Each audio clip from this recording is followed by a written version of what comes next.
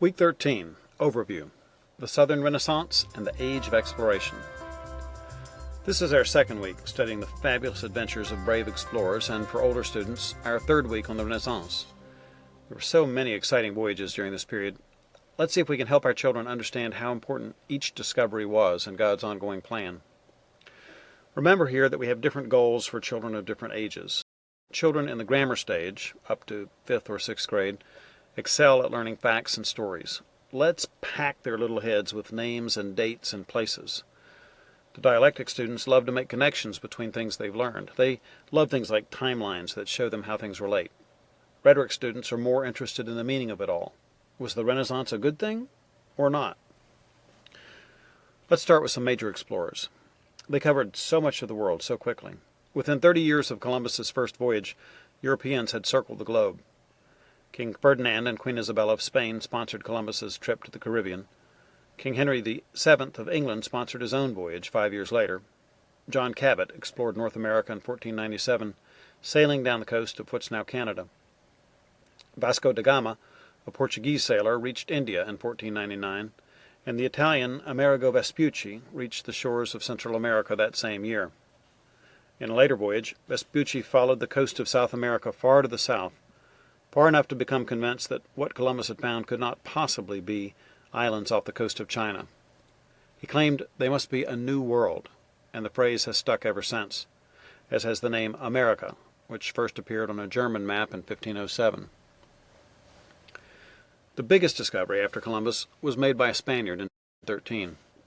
Vasco Núñez de Balboa crossed the narrow Isthmus of Panama to become the first white man to reach the eastern shore of the Pacific Ocean. Up until then, people still had some hope that Columbus had found a way to China. After Balboa, though, it was obvious there was still a whole lot more ocean between the New World and the Indies. North America was explored by sailors of several different nations. The King of France sponsored another Italian, Giovanni Verrazzano, on a quest to find a passage to China across the top of this new world. In 1525, Verrazzano explored the coastline from South Carolina to Canada without finding any passage to China. New Yorkers know his name well.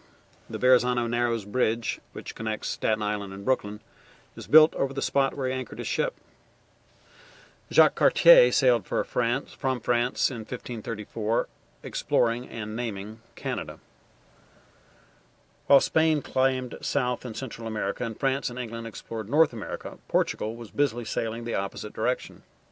Remember, the Portuguese were the first great European explorers. They had gone all the way around the southern tip of Africa before Columbus ever sailed. The Portuguese kept going east around Africa and established trading posts and colonies on both coasts of Africa, in India, and even Japan. The Japanese city of Nagasaki became a Portuguese trading post. A Portuguese missionary, Francis Xavier, found the Japanese remarkably receptive to Christianity. The Japanese converts were eager believers who were eager to spread the good news across their islands. The Japanese wanted the Catholic Church to send them a bishop who could ordain Japanese believers as priests, but that was more than most Europeans could conceive of. It was all well and good to baptize savages into the faith, but only Europeans could be priests. The decision not to ordain Japanese priests had a fateful impact. It stifled what had been a vital and growing movement in Japan. By 1614, Christianity was officially banned across Japan. All missionaries were expelled, and the Japanese church was left leaderless. One of the few places where Christianity still flourished in Japan was Nagasaki, which was flattened by an atom bomb in 1945. Today, less than 0.5% of Japan is Christian. The church's attitude towards natives, which crippled Christianity in Japan, was typical of a much broader European attitude.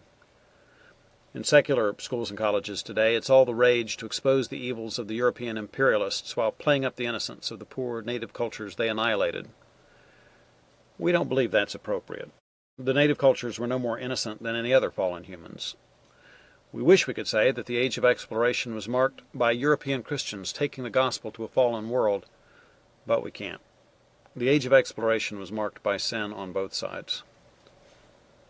That should come as no surprise. Sin is the dominant feature of the history of the human race. The age of exploration and the Renaissance were both shot through with sin. Conquistadors lusted for gold in the New World, while Renaissance men lusted for glory back in Europe. It was an age in which popes led men into battle.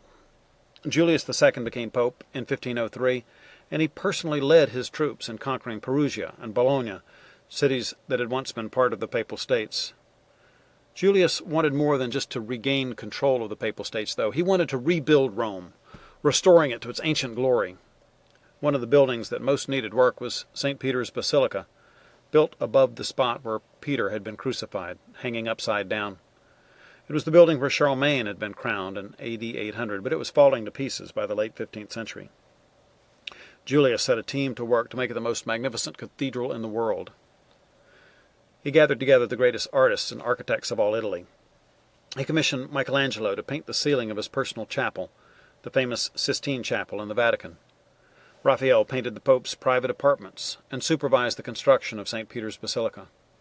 Workmen used marble from the ruins of the Colosseum to build the new structure, little realizing how their ancestors had stripped those very stones from the temple in Jerusalem in AD 72, when the last Jewish revolt was crushed by Rome.